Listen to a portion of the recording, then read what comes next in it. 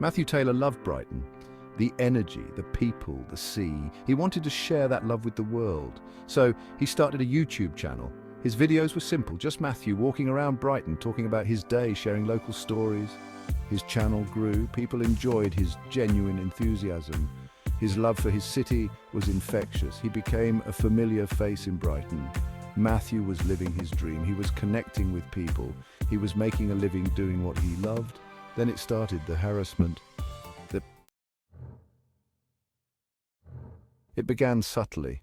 Negative comments on his videos, nasty messages in his inbox. Matthew brushed it off. Just internet trolls, he thought, but it escalated. The messages became threats. His home address was posted online. Then came the name James Hind. Hind, it turned out, was a notorious online harasser. He had a group of followers. They targeted individuals they deemed undeserving of fame.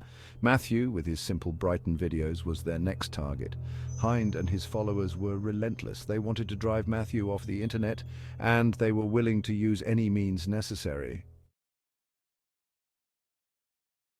Matthew's YouTube channel relied on interaction. He loved doing live streams, chatting with his viewers in real time, walking around Brighton answering questions.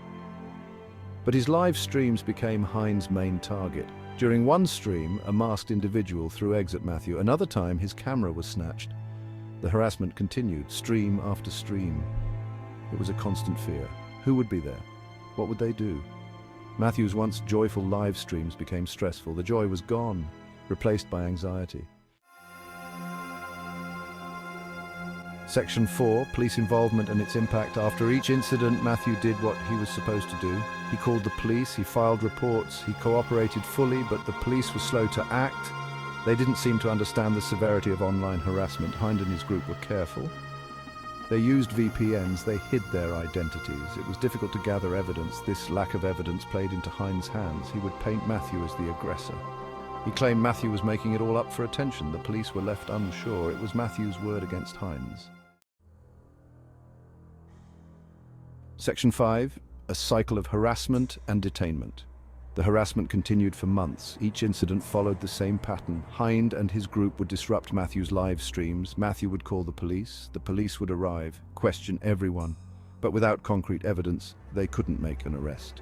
Matthew felt trapped. The constant harassment was taking its toll. He was anxious. He was afraid to leave his house. He was losing subscribers. The police were no help. He felt alone. It seemed like a never-ending cycle. Section 6. Continuing despite the challenges.